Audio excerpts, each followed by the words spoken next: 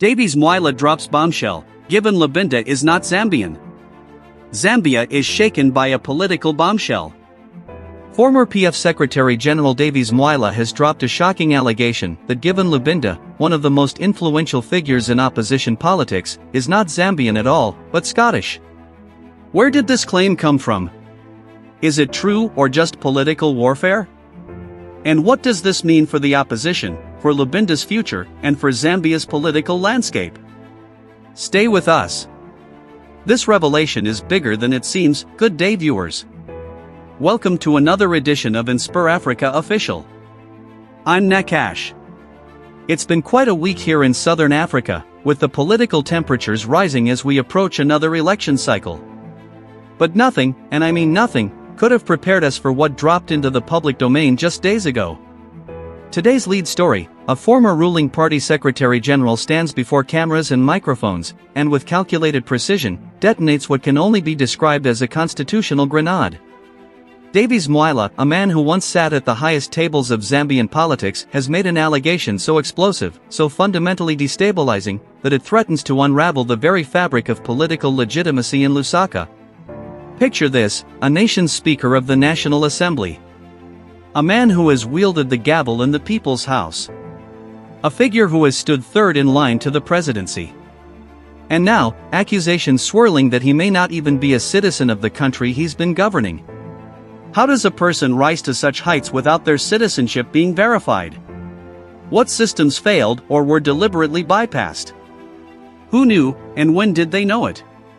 And if these allegations hold even a grain of truth, what does that mean for every decision, every law, every parliamentary ruling made under his watch? Can a nation's democratic institutions survive such a revelation? Or are we witnessing the beginning of a constitutional crisis that will echo through Zambian politics for years to come? Factual foundation, background and timeline. The revelation came to light during a press conference that quickly went viral across Zambian social media platforms and news outlets.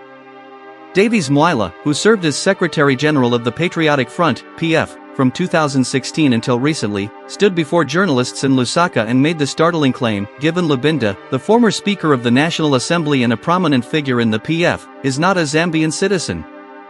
Given Lubinda's political career spans decades. He served as a Member of Parliament, held multiple ministerial portfolios including Minister of Justice, and most notably served as Speaker of the National Assembly, a position that placed him third in the line of presidential succession. Throughout this time, he's been a stalwart of Zambian politics, particularly within the Patriotic Front during their decade in power from 2011 to 2021.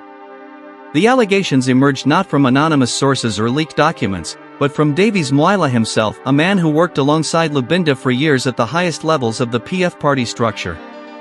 According to Mwila, questions about Lubinda's citizenship had been circulating within party circles for some time, but were never publicly addressed. The timing is particularly significant. These allegations surface as Zambia's political landscape continues to shift following the United Party for National Development's UPND victory in 2021. The PF, now in opposition, has been grappling with internal divisions and leadership questions. Mwila's decision to go public with these claims adds another explosive element to an already fractured party dynamic. The sequence of events, as they've unfolded, began with rumors and whispered conversations within political circles, then escalated to Mwila's public press conference, followed by rapid media coverage and social media amplification. Within hours, #Given Lubinda and #Zambian citizenship were trending across the nation. Direct evidence. During his press conference, Davies Mwila didn't mince words. Standing before a bank of microphones, he stated clearly: Given Lubinda is not a Zambian. This is something that, we have known for quite some time within the party structures, but it was never addressed properly. The documentation, the records, they don't add up. And I think the Zambian people deserve to know the truth about who has been leading them, who has been making laws in their name. When pressed by journalists about the specifics of his allegations, Mwila continued: Look, this isn't about personal vendettas. This is about the Constitution. This is about the integrity of our institutions. If someone who is not a citizen has been occupying the position of Speaker, then we have a serious constitutional problem. Every decision made, every ruling given, all of it comes into question.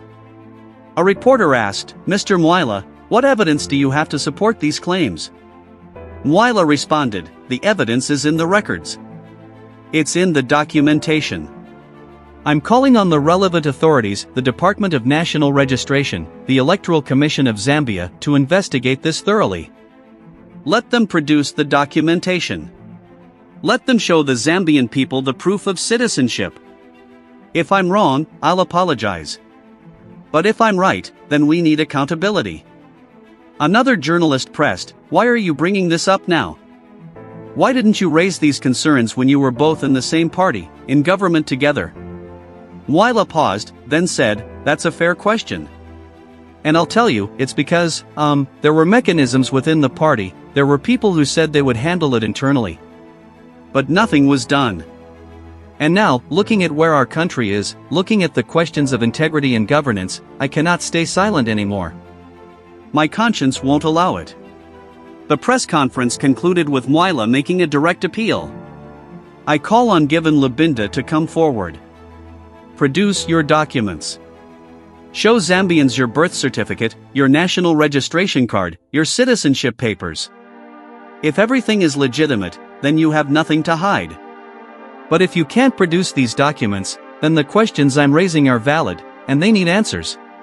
Deeper analysis. The implications of Mwila's allegations extend far beyond personal political rivalries. At stake is the constitutional integrity of Zambian governance itself. Legal experts have pointed out that the Zambian constitution has explicit requirements for citizenship eligibility for members of parliament and particularly for the Speaker of the National Assembly. If Lubinda's citizenship status is indeed questionable, it could potentially invalidate parliamentary proceedings conducted under his speakership, raise questions about the legitimacy of laws passed during his tenure, and create unprecedented constitutional complications. Political analyst Dr. Sishawa commented on social media that allegations of this nature, whether proven or not, reveal the depth of fractures within the PF and raise serious questions about vetting processes for high office in Zambia. Other commentators have noted that citizenship controversies are not unprecedented in African politics, pointing to similar cases in Kenya, Nigeria, and other nations where questions of nationality have sparked constitutional crises. Reactions from the political establishment have been varied. The UPND government, through its spokesperson, indicated that any allegations of constitutional violations should be investigated through proper legal channels, while stopping short of commenting directly on the specific claims against Lubinda. Within the PF itself, the response has been mixed. Some members have dismissed Mwila's claims as the rantings of a disgruntled former official seeking relevance. Others have remained conspicuously silent, perhaps unwilling to publicly defend Lubinda without knowing what evidence might emerge. As for Given Lubinda himself, at the time of this reporting, he has not issued a comprehensive public response to the allegations. His silence has only fueled further speculation and debate across Zambian social media and in newsrooms. The broader question raised is one of institutional accountability. How do individuals rise to the highest offices in the land without thorough vetting? What oversight mechanisms exist or should exist to verify basic eligibility requirements for constitutional office holders? And when allegations like these emerge, what is the proper investigative and adjudication process? These are questions without easy answers, and they touch on systemic issues that transcend any single individual or political party. And so, viewers, we find ourselves witnessing yet another chapter in Zambian political drama, one that raises fundamental questions about citizenship, constitutional eligibility, and the integrity of our democratic institutions. Will Given Lubinda respond to these allegations with documentation and clarity? Will investigative authorities take up Mwila's call for a formal inquiry? Or will this story fade into the background noise of political controversy, unresolved and unanswered? Thank you so much for watching this edition of InspirAfrica Official. This is the kind of story that demands public attention and civic engagement. I want to hear from you. What do you think about these allegations? Should there be a formal investigation? What does this say about political accountability in Zambia and across our continent? Drop your thoughts, your analysis, your questions in the comments below. Let's have a robust discussion because these issues affect all of us. I'll be back tomorrow with more stories, more analysis, and more conversations about the Africa we're building together. Until then, stay informed, stay engaged, and stay inspired. This is Nakash, signing off.